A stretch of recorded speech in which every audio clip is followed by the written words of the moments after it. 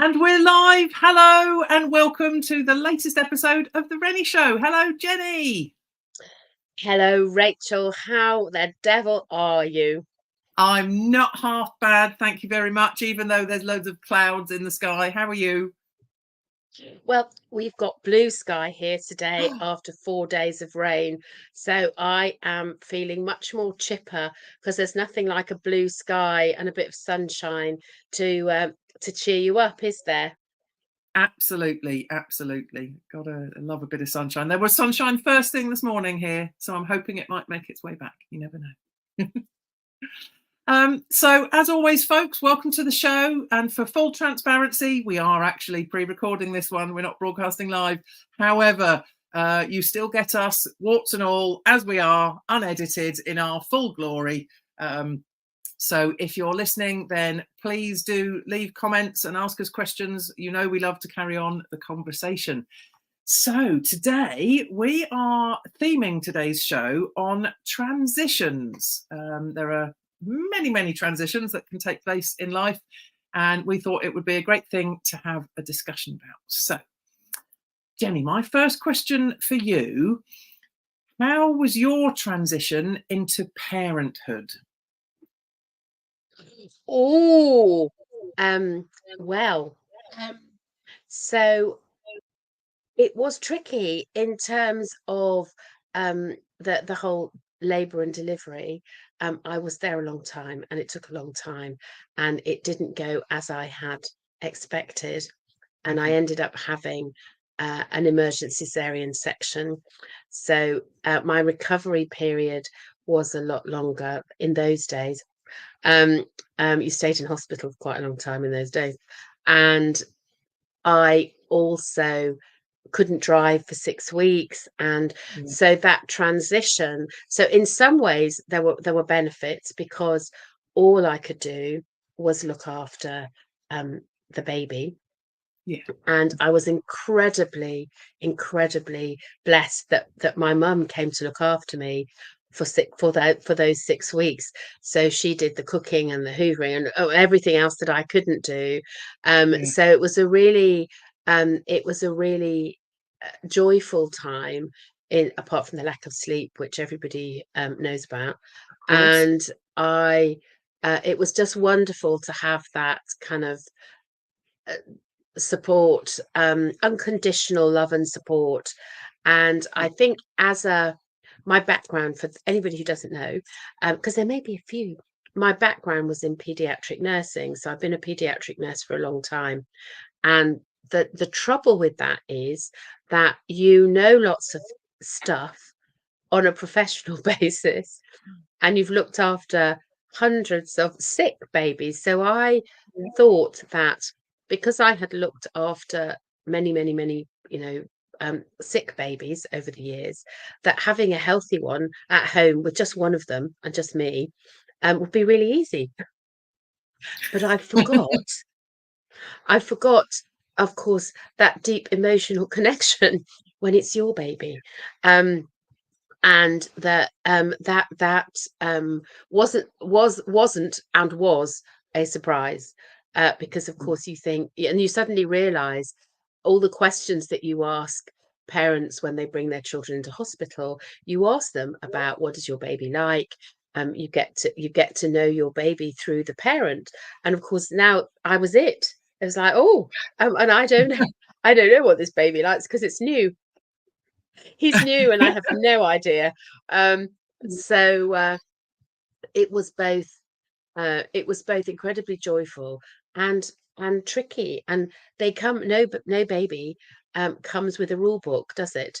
Whether you're adopting, whether you've had it, whether you're gaining children through new relationships and blended families, however you collect an addition to your family in the form of a baby or a child.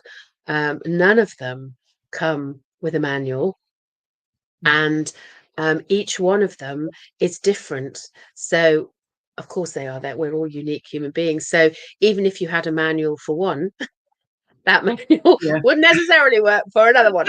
So it is is such a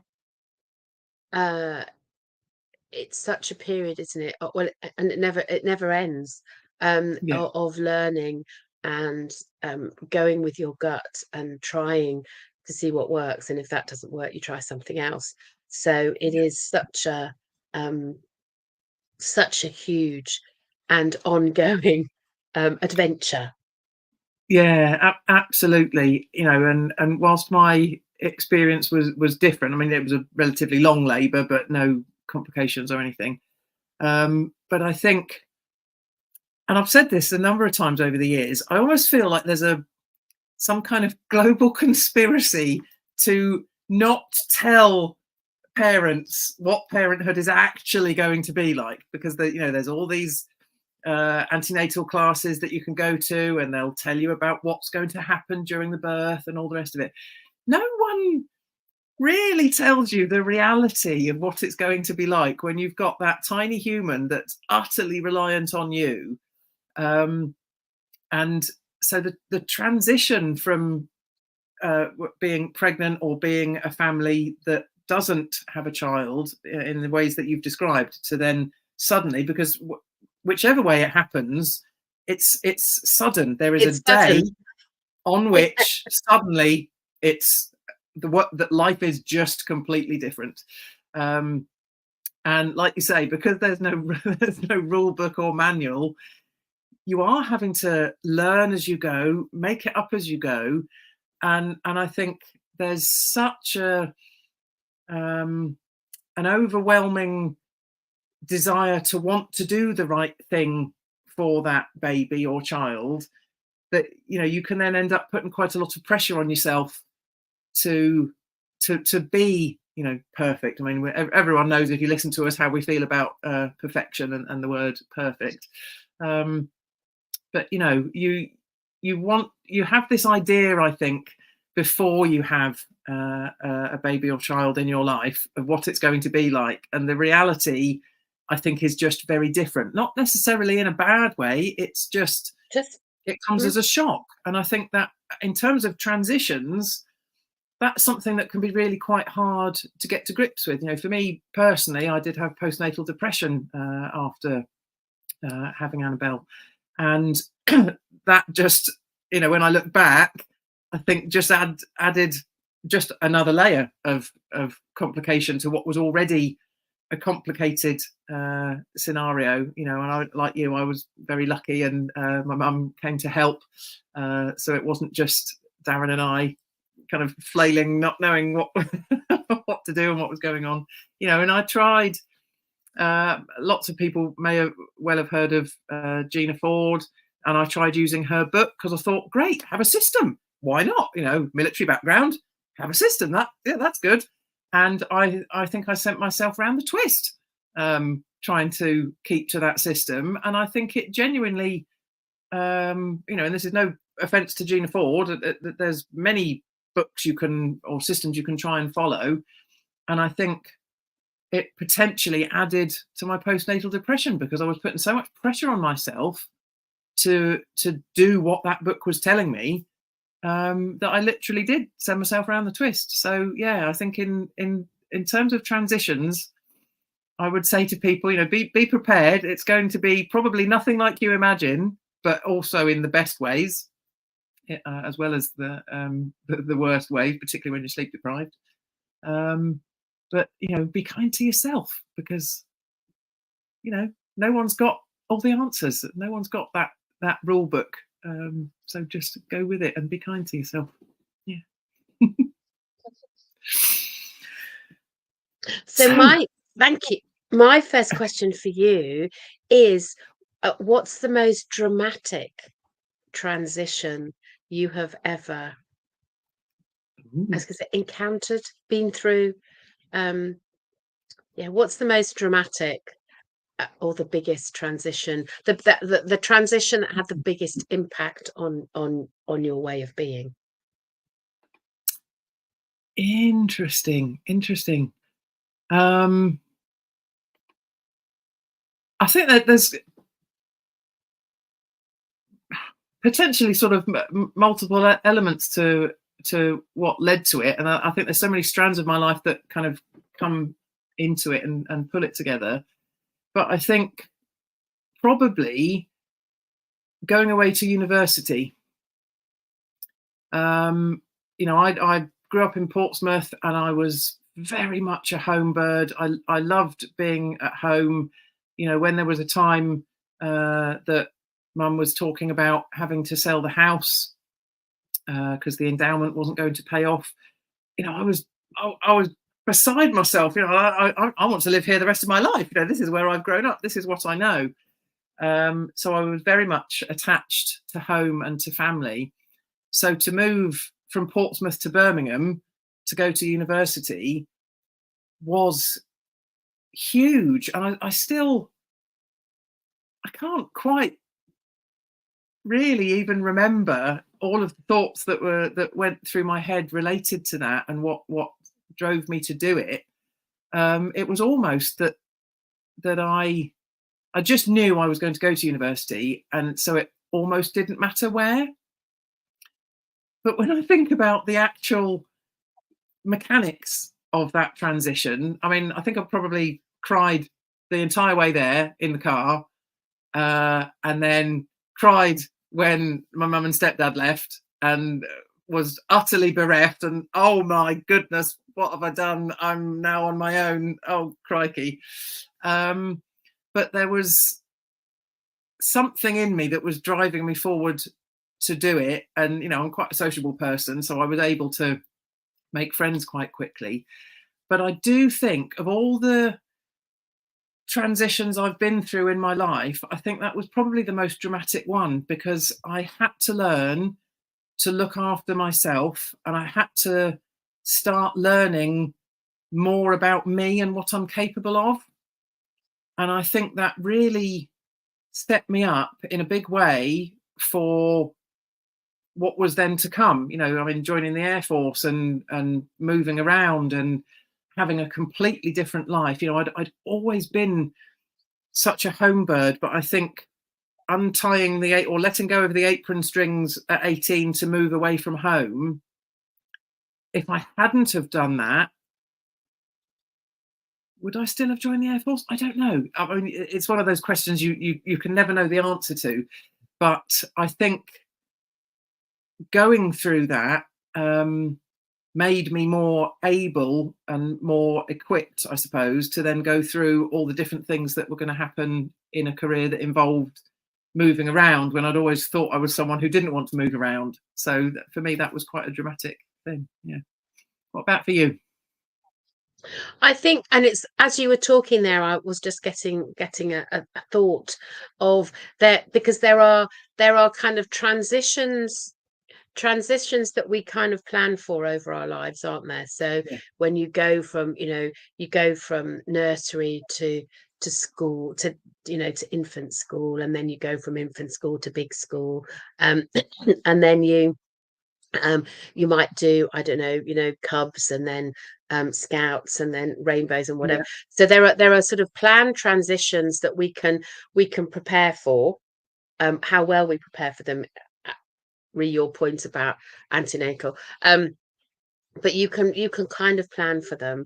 And then there are those transitions that happen completely unexpectedly. And I Yeah. think for me, the biggest transition for me, which was almost like being run over by a truck, was my divorce. Yeah. Because it came out of the blue, Yeah. and it was so I came from a family that had never had one. So Yes. I had no experience of it at all. And nobody in my family did. So it was a complete sideswipe.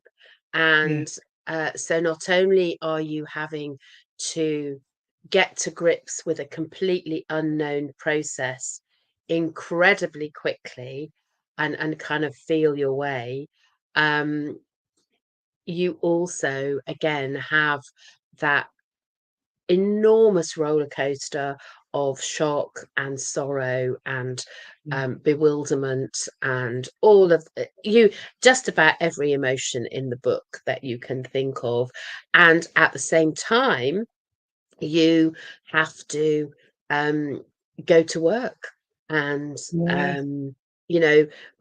carry on managing your family. And so Yeah. you're doing all those things. And I think one of the things that I remember was that I thought I was doing such a good job of being normal Mm. and going. But I know that from a work perspective, I would go to meetings, and I knew I was there because I had the minutes, but I have no Yeah. recollection of what happened at those. Yeah. And they people used to say, it's like the lights are on, but nobody's home. Are you familiar with that expression? Yeah. So um, people who didn't know me wouldn't have spotted it, but Yeah. people, and I remember saying to one of my consultants, because I was working in the NHS then, and telling him what happened, and he was like, he said, I don't know what I was expecting, but I wasn't expecting that. Yeah. And he said, but I knew there was something wrong. And I was like, how did you know? And he said, well, look at you. And I was like, but I'm doing so well on the outside. He's like, maybe on the outside, but on the inside, you're a wreck. And I was like, well, yeah, that's a fair comment. So I think what I've learned over the years is that you can, that alignment between what's going on the inside and the Yeah. public face that you put on. Um, and as with many difficult, challenging transitions, at the time, it was awful. I mean, it was just Yeah. hideous, horrible, horrible, horrible, horrible. And if anybody who is listening is going through that at the moment, please, we have you, we hear you, Yeah. we see you, and um, it taught me so much about myself. Yeah. And you don't ever really know what you're truly capable of until you are Yeah. absolutely up against it, do you? Um, and I think that they always say that what doesn't kill you makes you stronger. It's Yeah. like, Yeah. um, yes, it is true. And I now, 20 years later, I can say from way the other side that I am grateful for that experience because of what it taught me. But I sure as hell wasn't grateful at the time. It was No, hard. absolutely. And that resonates enormously for me because as a relatively young child, I watched my parents go through divorce, and I do think that watching my mum and how she dealt with that, how she navigated that, and how she had to maintain strength and still function every day and work and do all those things you describe, still sort of run the family. And I think that's got a huge amount to do with why I'm like I am, because I watched her and I learned from her about resilience and in the same way as you, I look back now, there was some very difficult times during that period, but Mm. I am grateful for the fact that it did, even at a young age, start to show me who I am and what I'm capable of. And I think that's the one of the key takeaways. I mean, I'm sure you'll agree with me on this. With most of the challenges in life, they can feel utterly, utterly, horrendously overwhelming and bad and awful at the time. But the things later down the line we can learn and take from them and take forward are also potentially quite magical. So it's a difficult one, isn't it? Yeah. Thank you for sharing that. So my next question for you, Jenny, this brings things a bit more into vaguely more recent times. But bearing in mind the fact that we're both self-employed, I thought it'd be really interesting to ask, how did you deal with the transition from employment as a nurse to self-employment? Well, actually, I wasn't a nurse when I was.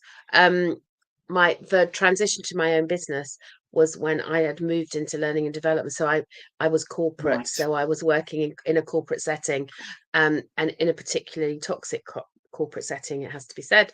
And so the transition to my own business was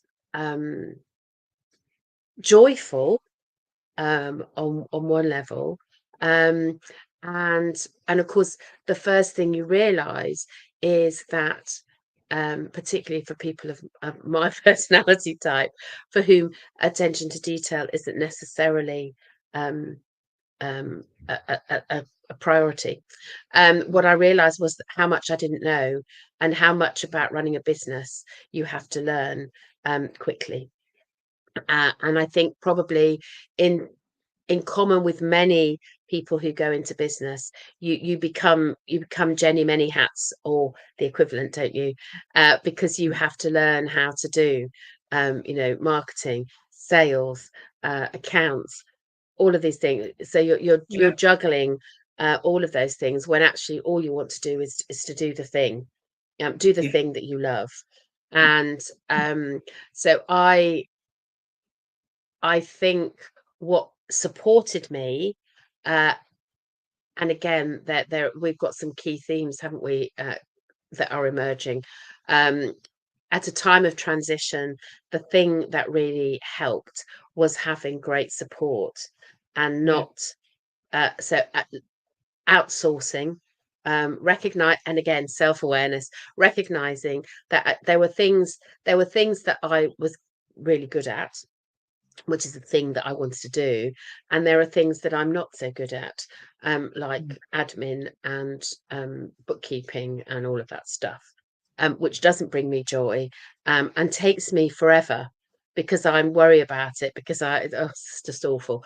And it causes me great stress and angst, which is not how I want to live.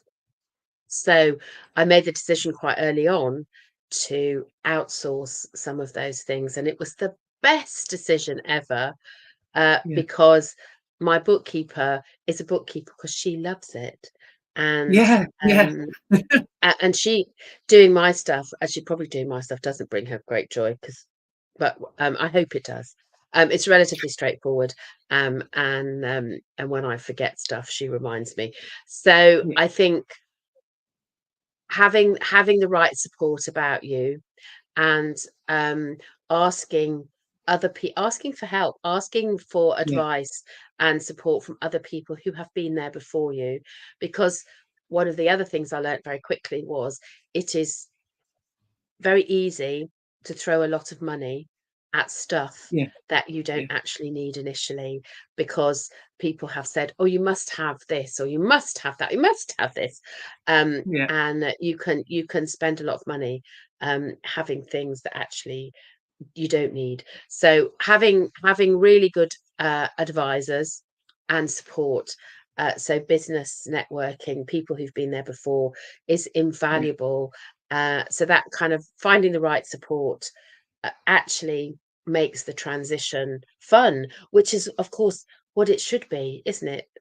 When you go into Yeah. business for yourself, it I believe that it should be fun, and that um you've done it for a reason, and Yeah. fun is a good thing.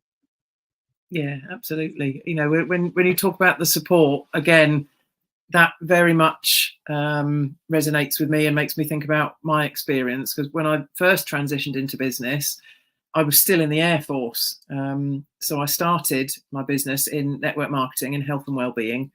And what was wonderful about that is it was very, very supported. Lots of people malign network marketing, but in terms of personal development, growth, and support, it's one of the best things out there. So for me, who was very much in an employee mindset.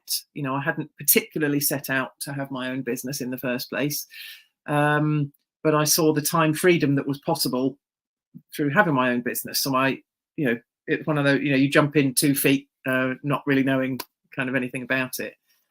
But the support that was available to help that transition, I feel quite fortunate because I still was in the Air Force, so I still had that security in terms of money coming in. And I had so much support around me and training available to help me learn how to grow that business, that when I then had left the Air Force and trained to become a coach, that transition, I feel very grateful, was simpler because by then I'd been running my network marketing business for a while. I had been networking. I had been, because every time you go to a networking meeting, you learn something, don't you? Whether it's through someone you've spoken to or whoever the speaker is. And you start to learn about the importance of network. And so when you work on your own, we all know that that can be quite lonely. So having that network of support around you is utterly priceless. I think when I first left the Air Force, I think I was doing more networking than actual business because I was so focused on needing the human connection and the support of that network. It took me a while to find the balance of, yes, you need to do some networking, but you need to actually do some work as well. Otherwise you don't get paid. But yeah, I would absolutely echo that the support is absolutely key because there's such a learning process to take place, and the fact that you have to start wearing so many hats, that can be quite overwhelming. But when you've got the right support in place, then it can become it's not the transition isn't always joyful, but I'm with you that you really do need to be enjoying what you're doing and find the joy and the fun in what you're doing. Otherwise, kind of, why are you doing it? So yeah, I think we agree again, Jenny. Surprise, surprise. Okay, so what's your question for me? My next question is, what's the one piece of advice, if it were asked for, of course, that you would give somebody who is going through a transition of any kind at the moment? Okay. So many things that could be. I think for me, the important, because there are so many different types of transition that you could possibly go through, but the one thing that's a common thread through that is people, the person. So the biggest thing I think is to be kind to yourself, because if you're, again, it's different if it's a transition that's been forced upon you, as we've spoken about, that came as a shock, or whether it's a transition you're expecting. Either way, you've got things that need to be dealt with, and usually because it's a period of transition, you realize that there is not necessarily an end state, but there is a progression, there is a goal, there is something that's looking to be achieved. And I think being kind to yourself within that is absolutely crucial, because let's face it, transitions can be really, really difficult. It's often talked about, isn't it, that the most difficult situations in life, they're all transitions: moving home, marriage, bereavement. They're all things, divorce as well. They're all things that are moving from one phase to another and can potentially be very, very difficult to deal with. So I think keeping your eye on what the goal is, but be kind to yourself along the way, because there is a task to be achieved, if you like, but that doesn't mean it's going to be easy. So be kind to yourself along the way, I think, is my biggest thing. What about you? I think mine is about communicate so they're kind of Yeah. linked, aren't they? No surprise there. Is Yeah. that when you are going through whatever transition it can be, um, there can be an element of um, what will people think? I think Yes. comparisonitis raises, in my research about comparisonitis um, for the book that never happened, that's another story for another day. But I did a lot of research around comparisonitis, and what I found was that we are most vulnerable to comparisonitis at periods of Yeah. transition, because Yeah. because that's when you look to see how what other people are doing, how other people do it. And when you are in a difficult or a challenging transition, whether you've chosen it or it's been foisted upon you, um is that because you are in a state of not knowing, Yeah. you compare yourself to other people and it feels like everybody knows it better than you. So I think my one piece of advice, should it be asked for, is that share what you're going through, because actually, Yes. in my experience, when you share, so for my divorce, for example, I felt huge shame. I felt that I'd Yeah. failed. I felt that I'd really messed up. It wasn't, this wasn't how it was supposed to be. And there was a shame attached to it. And what I found was that when I plucked up the courage to share what had happened, actually, I received incredible support and compassion and care, and uh, and those were the things that got helped me through. So my advice would be, talk about it, because once you've said it, and I absolutely appreciate that, saying it out loud for the first time, whatever it is, Yeah. whatever transition you're in, can be really difficult. Um, and that the people who judge you are not your people. Yeah. The people who listen and who care are your people, and they are the ones to hang on to. So, and it's never as bad the second time you say it, or the third, or the Yeah. fourth, or the fifth. And the more often you say it, the less prickly and the less difficult it becomes. Yeah, absolutely, and that's absolutely borne out in my experience. I've mentioned already today about when I had postnatal depression after having my first daughter. I thought I was completely alone. I thought, oh well, I'm rubbish at this. Then I'm not. I'm useless at parenthood. It's clearly not working, and I felt very alone. When I then Mm. started going to baby groups, I realised I was. Oh my goodness, was I not alone? There wasn't a person I met that was finding it all really easy and wonderful and lovely all the time. So yeah, that sense of knowing that you're not alone, I think, is really, really important when you're going through transition. So yeah, thanks for highlighting that. It's a really important one. Okay, so my final question for you today, Jenny, is what's the transition you're most proud of? Oh, um, well, there's quite a few.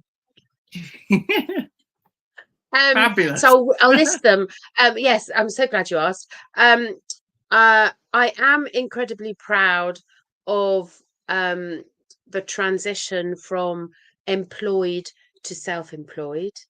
Um, I am incredibly proud of the transition from I was going to say person to coach. I don't uncoach to coach. I don't know Yeah, what are you when you're not a coach. So I'm incredibly proud because, and just a tiny bit of context, as a nurse for 45 years, you we are trained to give advice, yeah, to fix things, to solutionize, to find the answers, to help people make informed decisions by giving them lots of information and all of that. So yeah, um much more a mentoring role than a coach. So that transition for me from that to coaching was like a almost a vertical learning curve, to learn to yeah, keep my mouth shut. Um, was huge, and I'm incredibly proud of that. Um, the transition from mum to grandmother, which has nothing to do with me, of course, but I'm incredibly proud of that, and it is the most joyful adventure ever.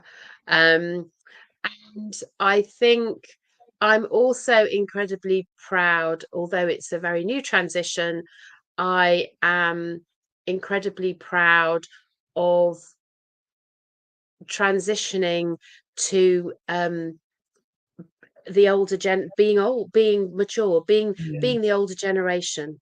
Um, yeah, I'm incredibly proud of being pro aging. I yeah, think aging is a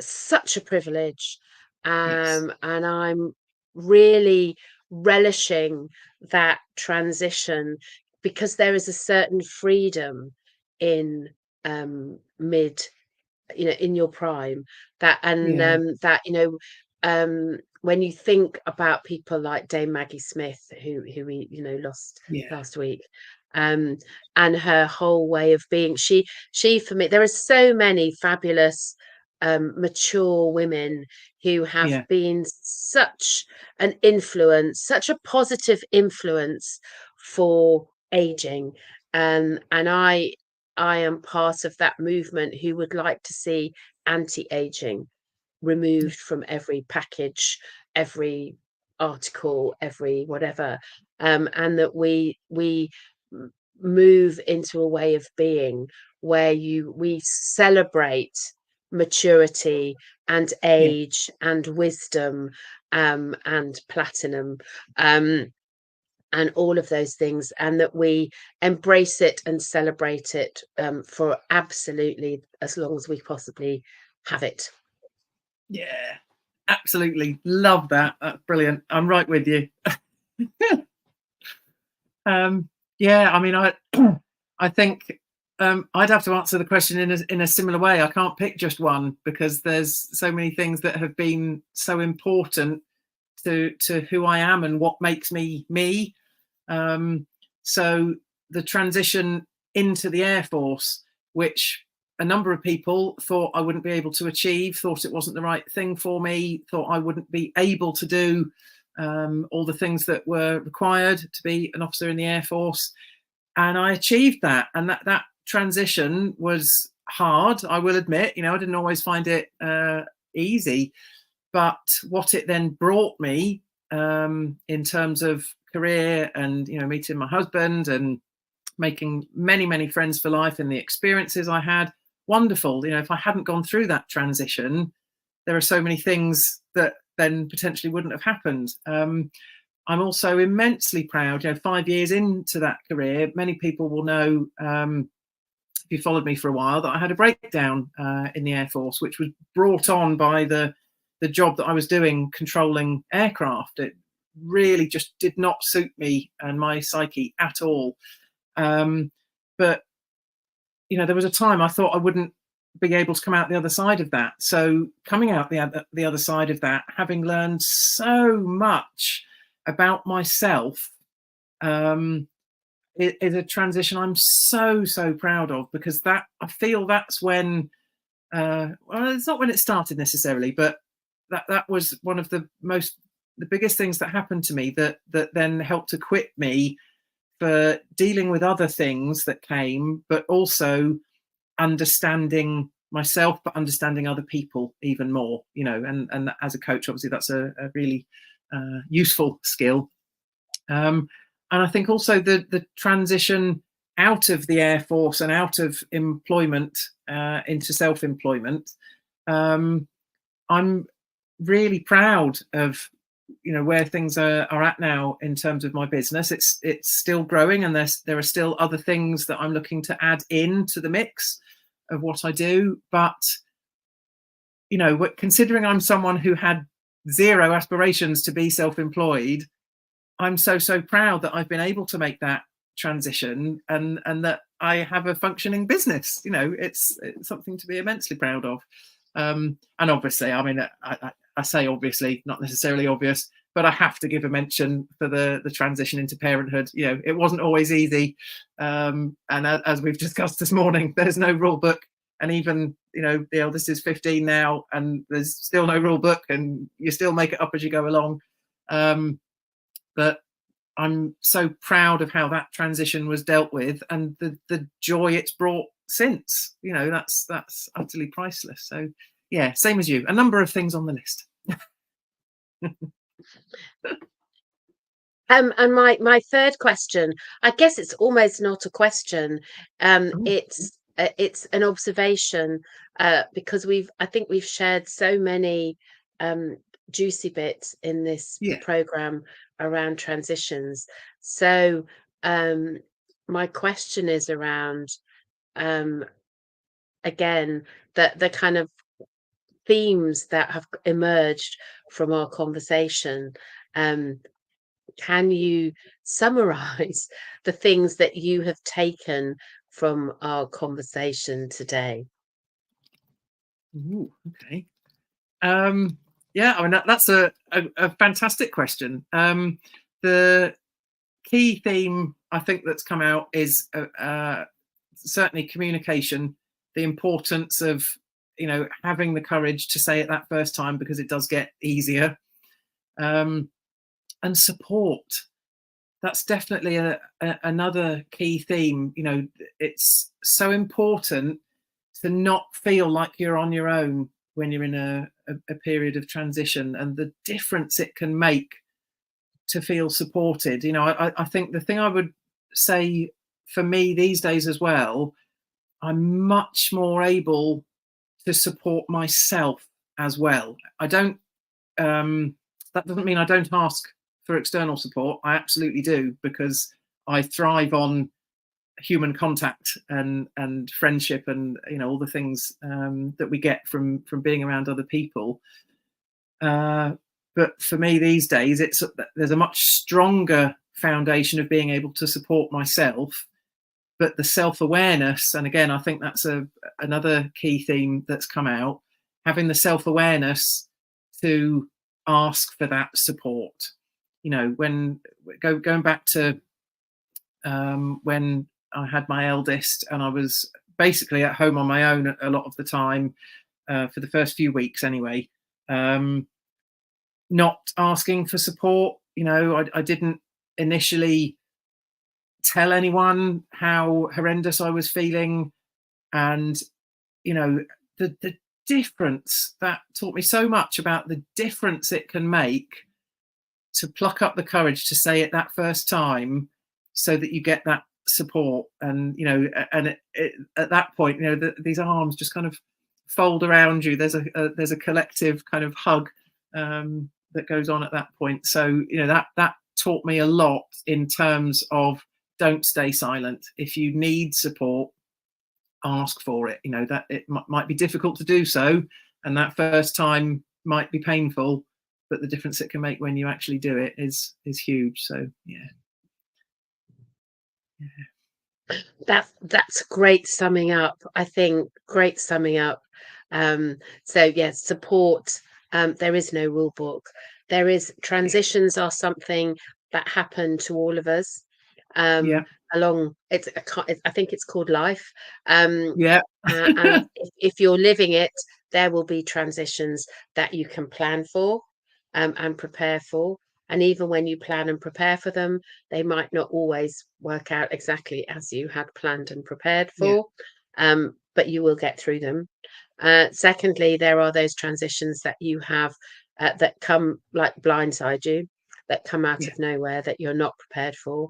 And I think those transitions happen to all of us.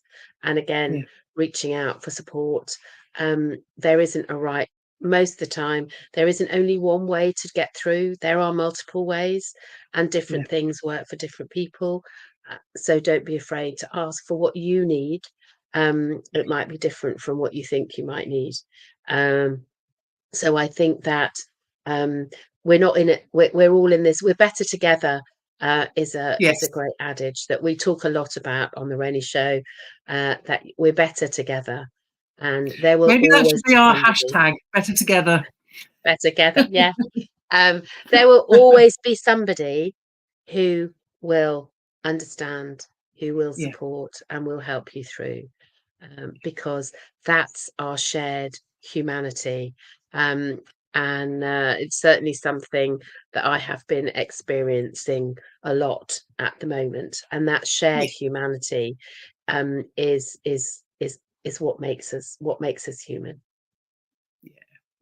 Absolutely. Love that. Yeah. Brilliant.